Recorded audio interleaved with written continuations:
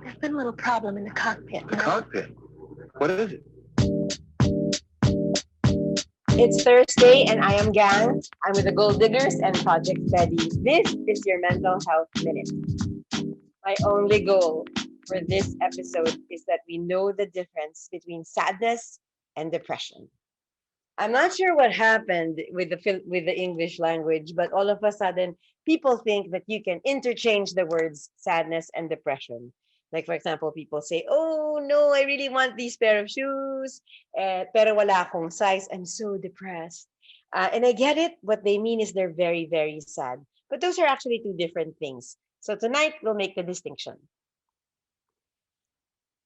The mentally healthy person also feels sad. Okay, you will always feel sad because you know it is within the normal range of feelings that a normal person feels. Usually when you're sad, there is a clear cause. You can actually explain it and say, "Why are you sad?" "Oh, it's because I lost my bag." "Why are you sad?" "I misplaced my passport." So there's a nature to it wherein it's quite clear what started it, and there's a finite nature, meaning when I find my passport or if I get a new one, somehow you know that the sadness is finite. It's going to end, it's going to be resolved. Somehow you can handle it. That's normal sadness. Okay? Let's do depression versus sadness. 6 points, very distinct. Sadness is a feeling. Seriously, it's an emotional reaction to a stimulus. Depression is a mental illness. Okay, that's very different because sadness is really fleeting, it comes and goes. While depression really prevails, it's pervasive, it's chronic, it hangs around. The third bullet point, actually, you can forget everything else I said. If you just want to remember one thing, this is what I want you to remember. Sadness is specific. Depression is kind of vague, it's unexplainable, it's inexplicable, it's kind of foggy and gray. Sadness is subjective. Depression, objective. What do I mean by that? You and I could be facing the same stimulus and we will react differently in terms of our sadness. If we're both, let's say, Boston Celtics fans and Boston lost, you might be depressed, you might be sad for a month, and I'll be sad for a day. So even if it's the same stimulus, the subjectivity of sadness is really dependent on the person. Whereas with depression, there are clear measurements of it. We'll go to that after this. It's objective because it's measurable. There's a length of time, or it's a pervasive thing. You can even scan someone's brain and actually detect if that the brain owner, the brain's owner is depressed or not. Sadness has a short-term effect, and depression is usually, like I said, chronic in its consequence. Sadness affects your mood, while depression can actually make your life go awry. It can really mess up a bit of your life. Why? Because depression is not just a feeling. Depression is a state of mind wherein you are already foggy and making unsound decisions. It's true, it's behavior and everything that comes with it. Let's review. Okay, let's review this. Sadness, specific, meaning you know exactly what's causing it. Could be a death, you could have lost a job, broke up with someone, lost something. That's sadness, very specific. With depression, most of the time it's vague, foggy, you can't explain it, you're not sure. This is what happens when you ask someone, "Hey, how are you doing? How are you feeling?" And you hear answers like, "I don't know, I'm not sure." Or when somebody asks you, "How are you feeling? How are you doing?" And you say, "Di ko ma-describe eh." Usually indicator yon na possibly you're going through a depression season.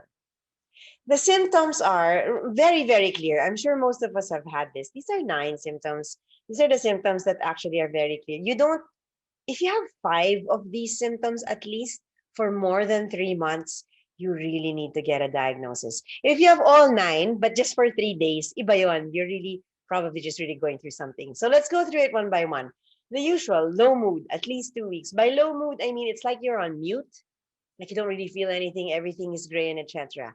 Appetite always affected. Either you eat too much or you eat too little or you don't eat at all. So there's a lot of like very quick, rapid weight loss or weight gain. That's an indicator too. So the other one is sleep. Oh gosh, sleep. This is a premium indicator.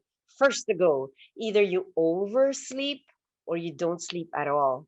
So it's different from being a night person. There's some night people who work best at night because it's a time where the world is quiet, but they actually get their 6 to 8 hours. So that's a little different. I would still suggest you sleep at night, but that's different from the trouble sleeping of the majorly depressed person. There's also a feeling of worthlessness. Give me an example. It's not like, oh, I'm worthless. No, it's not that obvious. A lot of times, feeling of worthlessness comes up in the form of, oh, I don't need to go to the dinner. I don't feel like going to the dinner because I don't think they'll miss me anyway, whether I'm there or not. That's a feeling of worthlessness. Okay. If that prevails or is pervasive for 3 to 4 months, whew, let's explore going seeking professional help. Low energy, very obvious, comes with a low mood. Low concentration, can't seem to finish a task. And this is not a personality thing, guys. When you lose concentration and you actually can't finish one simple functioning task given you, that might be an indicator. Rumination, I really want to spend a little more time on this because rumination is not reflecting or reading poetry and actually describing what you're going through. By useless rumination, we mean you're going over and over, asking yourself the same question: what could I have done better? What if this happens? Why did I say that? I feel so stupid I said that. And then there's no plan. It's like almost you're just in a whirlpool of all the what ifs and there's no plan. What's the difference? Rumination that has a plan, like for example, gosh, I really feel like smoking is so unhealthy. I think I'll start a plan to quit. That's different from rumination. That's just assessment of situation and setting a goal. That's actually a plan. That's very different from ruminating. Which brings us to our mental health tip this week, your mental health minute. Ha! Are you ready? Listen to a song. Choose any song. Hopefully, it's a song that has other versions and remakes. I know not all of us like listening to remakes because sometimes it's awful, but I want you to choose one song. For example, choose Blackbird, Blackbird of the Beatles. There is a Kenny Rankin version. There is an Amy Winehouse version.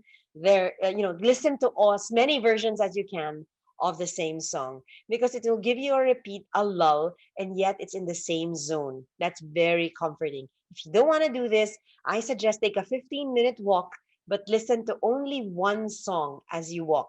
And there's a reason for this. When you're sad or you're bordering on going towards depression, there is a soothing in repetition. There's a soothing in being able to predict what comes next. And that's what the mental health minute tip will do for you. Grab it now because your mental wellness is so worth 1,000 minutes. But all it takes is a minute now. So take that minute. Have a nice week.